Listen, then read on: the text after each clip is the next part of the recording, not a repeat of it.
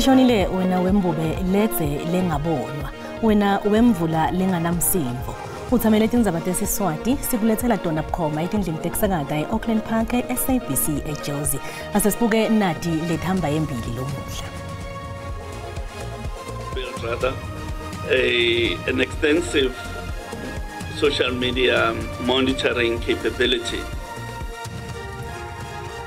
Ikhomishana yelukhetfo letimele ithi kwethulwa kwelihlelo lolusha lwelukhetfo lwanga 2024 kwaba imbumelelo nanobe nje kwaba nelushinjo emthethweni welukhetfo. Therefore, we to announce the following changes in the Executive Council. Mvunankulu wesifundza seMpumalanga Mandla Ndlovu wende tinguquko letimbalwa kumkhandlu wabaphathiswa bakhe. The department has a budget of 6.3 billion over the 25-26 financial year.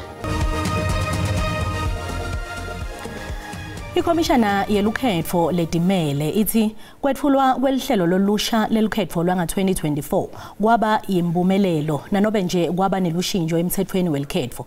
I-IEC beyikhuluma ngembi kwelikomidi lelibuke litiko lasekhaya ePhalamende mayelana nokusebenta kwabo elikhethweni lwavelonke nasetifundzeni nga 2024. Ikhomishana yelukhetfo letimele ifuna emalungu ePhalamende ukuthi abukisise bubanti balolukhetfo. The Commission was alive to the enormity of the 2024 election, and they embraced that appreciation into their planning framework. As a result, there were additional officers appointed in this election, which was not the case in previous elections. Bavoti labalinganiselwa ku 28 million babhalisela kuvota eminyakeni lowengcile kanti kwavota labangu 16 million kuphela. Nanobe kwaba nelishinjo elikhethweni, i-IEC ithi yaphumelela. We had built rather an extensive social media monitoring capability within the administration of the Commission. I-IEC yaphumelele macala langemashumi lasikhombisa nesiphohlongo kulangemashumi lasiphohlongo lafakwe enkantolo. Le khomishana ihlose kulisana nekhokhwa kwemininingwane lengemanga. Kanti ithi uma nje lokhu kungathathelwa tinyathelo kungenta lukhetfo lolutako lungathembeki. Mvunankulu wesifundza seMpumalanga Mandla Ndlovu wende tinguquko letimbalwa kumkhandlu wabaphathiswa bakhe. Umphathiswa wetemfundvo Kathy Dlamini nemphathiswa wetekutfutfukiswa kwemnotfo netekuvakasha Makhosazana Masilela baqoshiwe ekubeni baphathiswa. Ndlovu uthi letinguquko tibemcoka kakhulu ukuqinisekisa kuphatha lokungiko kulesifundza. Etinyangeni letimbalwa letengcile litiko letemfundvo kulesifundza libe ngundzaba mlonyeni ngeludzaba lekuthengwa kwama-laptops lekuthiwa abita 2 million emarandi. Akhuluma esiwombeni nebetindzaba eMpumalanga eMbombela. Ndlovu wende lubito kulabaphathiswa labasha ukuthi ke basebente ngekutimisela nekutikhandla kwendela bantfu balesifundza. Mvunankulu wesifundza seMpumalanga Mandla Ndlovu uthi kube khona kucocisana lokubandi ngaphambi kokuthi kuthathwe isinqumo sekwendela letinguquko kucabinet yakhe. I therefore wish to announce the following changes in the Executive Council. Number 1, Ms. Lindy Leitima-Sina has been appointed as the new MEC for Department of Education. Ms. Chester Seidel, the new MEC for the Department of Economic Development and Tourism. Ms. Ketiwe Muyeketi is the new MEC for Agriculture, Rural Development and Environmental Affairs.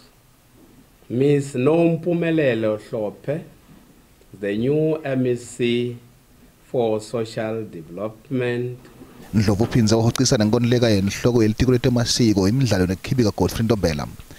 Ngaphambili Ntombela wemiswa ngetinsolo tekuthengwa kwempahla ngaphandle kokulandzelwa komthetho nekungaphathi kahle ngesikhathi semkhuhlane we-COVID-19. This has not been an easy decision. It comes after a thorough process of engagement, assessment, and consideration of all the facts at hand.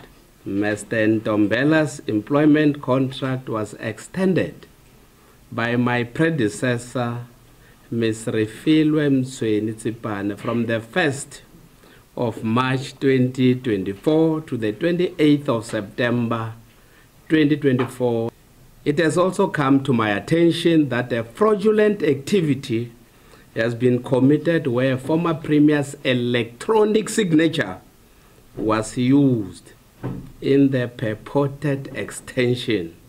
Usesenjalo iqembu le-EFF kulesifundza litemukele nguquko enduna Mandla Ndlovu. Lisekela la Commissioner wemaphoyisa Shadrack Sibiya limisiwe emsebentini walo kulandzela tinsolo letivetwe ngCommissioner wemaphoyisa Nhlanhla Mkhwanazi amsola ngekufaka sandla emsebentini wemaphoyisa aphindze abambisane netigebengu. Mkhwanazi uphinze wasola Sibiya ngekubandzakanyeka kutebugebengu lokufaka somabhizinisi Vusimuzi Kate Matlala. He has been served with documents to take leave while the processes are underway. We don't normally like to discuss details of our departmental processes, but yes, I see on the news that it is indicated that he says he has been served today to stay home while other processes are unfolding. Takhamuti taseThekwini tihlangene tabamba umshudo ngenhloso yekweseka Commissioner wamaphoyisa esifundza saKwaZulu-Natal Lieutenant General Nhlanhla Mkhwanazi. Labashuci bahambise incwadi yetikhalo lefundwe ngumkhwanazi lebita kuthi Mengameli Cyril Ramaphosa abukisise tikhalo mayelana nekukhwabanisa kanye nebugebengu lokuchubeka kulesifundza. Umshuco wekwesekela Commissioner wamaphoyisa wase-KZN General Nhlanhla Mkhwanazi lobitwa nga-Hands Off Mkhwanazi eThekwini uhanjelwe takhamuti letibuya enhlanganweni telive letahlukahlukene. Leti takhamuti atifuni asuke esikhundleni sakhe Mkhwanazi. Kanti letinye tithi leli commission lelisanza kumenyetelwa nguMengameli Cyril Ramaphosa lelitawuphenga tiphimiselo taMkhwanazi mayelana nendvuna yamaphoyisa asenza umcuno alinawuphuma nalutho. Bathi lazondo ladla tindvodla tetimali kepha solo kude umehluko. We had commission inquiries for Zondo. We had commission inquiries for Phala Phala. Nothing came of it. Nobody was arrested. Nobody was prosecuted. So we are saying this is not a time for commission. This is a time to act. Konke kwenzakalayo kwenzeka ekhona and azikho inyathelo ayithathayo. So vele siyakhala ngaye si-South Africa. Commissioner wemaphoyisa kuvelonke General Fani Masimula bekakhona kutewumukela lencwadzi tikhalo. Immediate suspension of implicated officials that were implicated on the sentiments that were raised by General Mkhwanazi. Betindzaba bute Commissioner wemaphoyisa kuvelonke General Fani Masimula kutsi leli doketi lelavulwa emaphoyiseni kunemcondo lothi kude bulungusa lobusendiwe kude kube ngomanje wabutwa nekuthi ngabe seluhambe kanganani luphenyo kulolu tsaba. Case was with NPA. Obviously, they wrote some work that still needs to be done by the investigating officers, and that work is in the process. Once it is done, it will then be returned back again. That case has been thoroughly investigated. Leli thimba linikete Mengameli malanga la-14 ukuthi aphendvule uma kungenjalo lisabise ngekuthi kutawuba nakhukhula ngoci kwempikisho kuleli. Sikubutile ke mbukeli ukuthi uyibona inganani inzima ledlalwa ngumkhwanazi ekulweni nebugebengu velonke. Umbono wakho uyalandzela. Ngathi buphele bugebengu ngalendlela babeMkhwanazi avela ngayo nangalendlela asebenta ngayo ubonakala eSouth Africa bugebengu bungehle behle. Indima edlalwa ngumkhwanazi ezobugebengu mina ngibona enkulu kakhulu lapha eKZN. Lo baba uyasebenza ngoba esevundule amanye amacala nje kosopolitiki engicabanga ukuthi ke lihle igalelo lakhe ekulweni nobugebengu. Ibe enkulu kakhulu umsakazi mawubuka ukuthi uthinte wazwathinta ngisho eHauteng okusho ukuthi kuningi ulwazi analo oluzovela ukube le commission ibizophenya ngokweqiniso ngempela. Hayi umkhwanazi uyalwa nobugebengu. Kodwa naye ngeke aqede yedwa kufanele ukuthi kube khona abazomlekelela.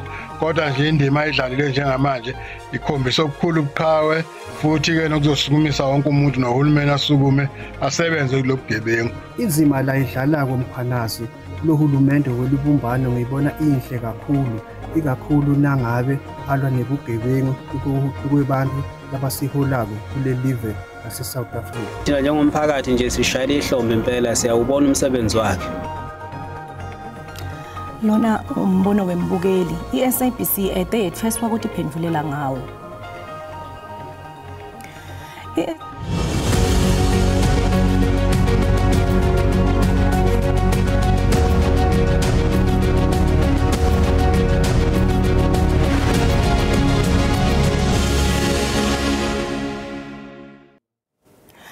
iSABC ibungata iminyaka lengemeshumi lasikhombisa nesihlanu kusukela kwaya tindzaba tekuqala emoyeni nga-1950. Tindzaba tesiswati kumabona kudze taqala kudlala ngenyoni nga-2002 kanzi betihlanganiswe netesindebele. Umdidiyeli wetindzaba Thabo Mbuyane usihlanganisele lo mbiko lolandzelako.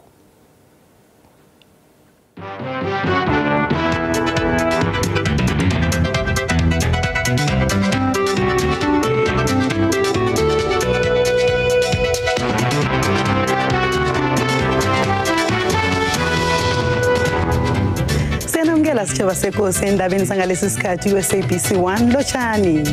Nama nginibingelele malanga lamahle emakhaya azivele singeneni kuDota lomuhla. Tindzaba tesiswati matiqala kusakatwa tati imizuzu lelishumi betifundwa ngekushintshana tesindebele kuyo lemizuzu lelishumi taqala kufundwa bovusi Ndlovu lebeketfula tesindebele naTefni Makhubela etfula tesiswati. Mengameli Thabo Mbeki utawubhekisa emabombo eAbuja eNigeria kuleli viki lelitako kuyongenela umhlangano lomayelana nehlelo lekutfutfukisa iminotfo yemava seAfrika iNEPAD. Lisekela lendvuna ngaphandle kuleli Aziz Pahad utshele tinzathele ePitoli ukuthi kusete inzuzo letfolakele solo lohlelo lweNEPAD lwasungula.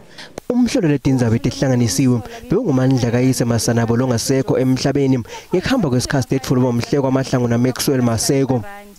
Ofecela babophethe ikhulu letisihlanu tahulumende waseMpumalanga Koloni nalomnye dokotela lomhla ekuseni ngemacala ekukhohlakala nekukhwabanisa. Letikhulu betisebenza emahhovisi etenhlalakahle eBhayi naseBhisho. Letikhulu bekulinzeleke ukuthi tivele enkantolo emacala lakhinyabeta umnotfo eMdantsane. Kuthe ngekuhamba kwesikhathi tehlukaniswa letindzaba Siswati satimela nesindebele kanjalo lapho-ke besetidlala imizuzu lengemashumi ngatinye betfuli betindzaba tesiswati bebafake ekhatsi Tshepiso Radebe nokubonga Lukhele Dora Mabuza naSidumo Dlamini. Inkinga yagesi ibonakala isetawuchubeka kule minyaka lemine letako. Lokhu kuvetwe indvuna etinkampani tahulumende Alec Ewin nakakhuluma nebetindzaba ePhalamende ngesinyathelo lesitawuthathwa nguhulumende ngalesimo. Angeke yiyekele ukukhicita oyela nangabe imelika ingahlaseli Iraq. Ithi takwenda konke lokusemandleni ayo kuniketa imakethe temhlaba oyela lowanele. Babukeli bavakalisa imibonelo ehlukene ngaletindzaba kusukela tasungulwa. Tona tindzaba tesiswati setikhule kakhulu ngangekuthi lapho ku-SABC nyalo soyathola kabili kathathu evikini. Zikhula kakhulu indaba zesiswati. Mina ngiyayithokozela kakhulu ngempela. Ngiyumzulu impela kodwa ngiyayithokozela. Sincoma nje intatheli zakhona ezisebenza ngokukhulu kuyikhandla. Ngiyafisa ke sengathi singandiswa isikhathi sendaba zesiswati ikakhulukazi mabona kude. Kamuva setitfula nguRebecca Maseko naLindelwa Godi kanti tibukela bantfu labangetulu kwesigidi ngelusuku letindzaba tiphindze titfolakala tinkundleni tekuchumana ngekutsi SABC tindzaba tingako ke talomuhla asihlangane ngalokutako letelama leti tesixhosa uma kubumbana insimbi yesikhombisa tikhona telulwimi lesindebele kusasa sikhona nesimo selituli ngemva kwetitolo nanto zakhe mathebula nisale kahle. Kuchubekela embili nalomlandvo etindlini tekusakata sinemhleli lo wathatha kulaba khanza embili wachubeka nato kwaTsimade kwaba ngumnyaka wa 2021 Veli Mkhwanazi. Asikubingelele sikwamukele tindzabeni mhleli. Ngiyakubingelela Bheka. Ngibingelela babukeli bethu ukuthi tonke tidzawo lababukele khona tindzaba tesiswati ku-SABC 1. Mhleli ngekubukwa kwakho tikhule nganani tindzaba kusukela ngesikhathi lo wathatha tindzaba ngaso kude ke kube ngulawo wabeka khona ematomu phansi. Saqala tindzaba njengoba besibuka umlandvo waletindzaba sibuka sibabona boSidumo sesebancane boMaxwell boTshepiso. Saqala tindzaba satfola ngo-2006 sakhanza ke balingani bethu kung 10 minutes wodwa nje kuphela. Kwathineke saniketwa lo msebenzi lomkhulu wekuthi kufanele sinwebe sende ukuthi letindzaba tibe 30 minutes. Lokho ke ngiko lokwenda ukuthi tindzaba tethu tikwati kufinyelela kuto tonke tindzawo nabo bonke bantfu bakwati ukuthi batfale tindzaba ngelimi lwabo. Nanga njengoba siya ke ngalesihlanu sikhumbula langa lababe Nelson Mandela mengameli wethu waphambili lo sewahamba kulomhlaba wake washo wathi na ukhuluma nemuntu ukhuluma ngelulwimi lalivisisako asesithi sikhuluma iEnglish nje siyavisisana kodwa lokho kuya kuphi kuye engqondweni kepha yena ukhuluma nalomuntu loyo ukhuluma ngelulwimi lalincele lalimunye ebeleni lendvo leyo umthinza enhlitweni ukwabona uhambe enzaweni nje uve mhlambe bakhuluma sivenda uvela umuntu uve athi hey kunjani wena wekunene nawe uyabuka ukuthi awunaso isihlobo sami ngoba wenda njani ukhuluma nenhlitiyo yakho so tindzaba teSiswati tikhulile ngaleyo ndlela kwandlondlobala nelulwimi. Ngabe ngitiphi tingcinamba lo hambe wahlangabetana nato endleleni Mhleli? Tingcinamba ndosi tingcinamba ngoba sifike la sibancane sifike singayadi television sathi nasifika letindzaba ngo2006 tilaunchwe ngelanga lemalungelo oluntu kwathi nakufika lapho ke kwafakwa nanadi tindzaba laba fula tindzaba ngetimbawu ngelimi lesilungu kuthiwa ngema sign language interpreters bekuyinto lesingake edayileyo kodwa ke kithi kwasijabulisa lokwenda ukuthi leligala lelithimba letindzaba teSABC likhombise ukuthi akekho losalako akekho loshiyelwa ngaphandle kwabonakala ukuthi tindzaba teSABC tithatha wonke ngobe wathi na ukuthi sign language inglenye tilwimi teSABC kwaba ngithi ke thineke lesahamba phambili saba yini ingcophamlandvo nanobe nje bekusifutsa kakhulu ukuthi siyawuhamba njani sabathola abantu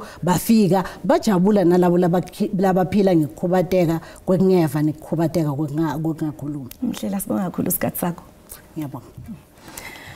Nguveli Mkhwanazi lo ngumhleli wetindzaba telulwimi leSiswati khona lapha eSABC kanti ke mbukeli sitawujike itolo siyabuya.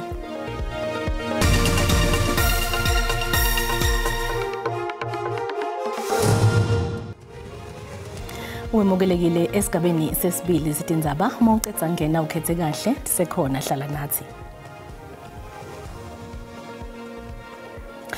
Nasivakashela emakethe tetimali sifuna ukuthi lirandi linyukile nalicathaniswa netimali takulamanye emave.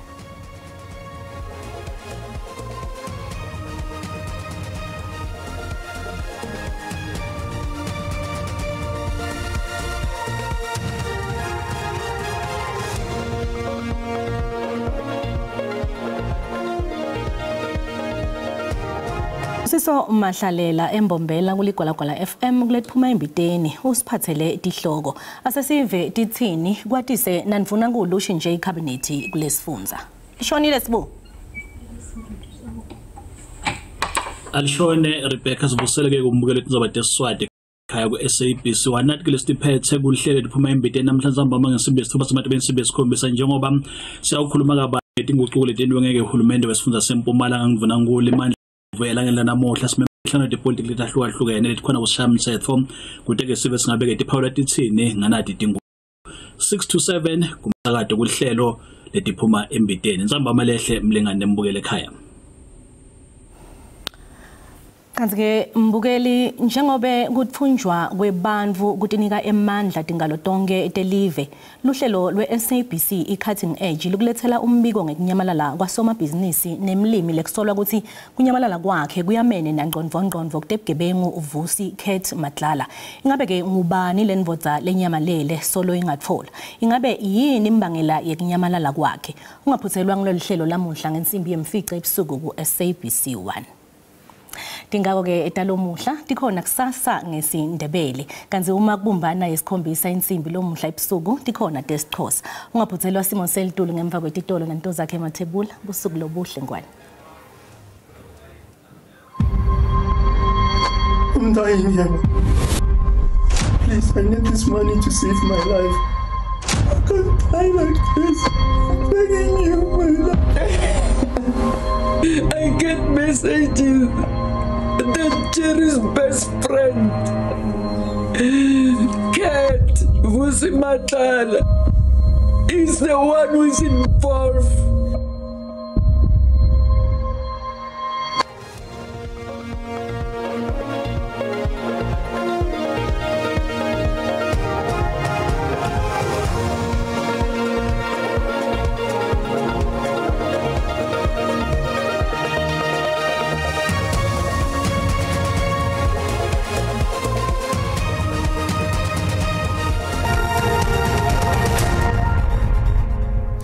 Ngedelational ngeNdzabatalo kanjalo ngedelational ngenaso simo selitulo ngolelo muhla ngisho kuqala umlomo ukuthi akukho lokutheni lengahle linzeleke kakhulukazi engabe nelive namuhla kepha ke mawuhlele elifundzele seliguni nelive likhombisa ke ngibonya ngemafu mabuku ingcenye esifundza ke la iWestern Cape kanjalo ke nesifundza la Eastern Cape nesifundza ke la eKwaZulu Natal ngolelo muhla kanti ke la ngeni la kusasa ikakhombisa ke ukuthi ngahle kube nemvula leba lapha kuye ke la 30% mabuka ke la ingcenye yesifundza ke la Eastern Cape kanti ke mawuhlele eNtshonalanga Kapa ngolelo muhla asesekhona lawo mathuba emvula ngakhona ikakhulukazi elangeni la kusasa kanti ke masibukela ke la imazinga ekushisa ukuthi semenjani masibuka ke la sifundza ke iGauteng kakhulukazi elangeni la kusasa mabuka ke kuPretoria likhombisa ke kuphola ngayi 22 bo Johannesburg bo Carletonville wehlele ke ku Vereeniging njengoba ke bekubanza ekuseni kuleto tindzawo leto kanti ke sifundza iLimpopo ngolelo muhle mabuka indzawo letfana ke lana boMusini alifuthumele ngale kuboThoyando ngaye ke la 28-29 mabuka ke la ePharabola kanti ke Thabazimbi lihleli lapha kuye ke la 25 ngolelo muhle kanti ke sifundza iMpumalanga tindzawo letfana nabo Carolina kuyabe kubanza ke ekuseni wehlele ku Standerton nga -1 njengoba kuyabe kupholile ke la eMbombela ngesikhathi seMadina njengoba lapha kuye ke la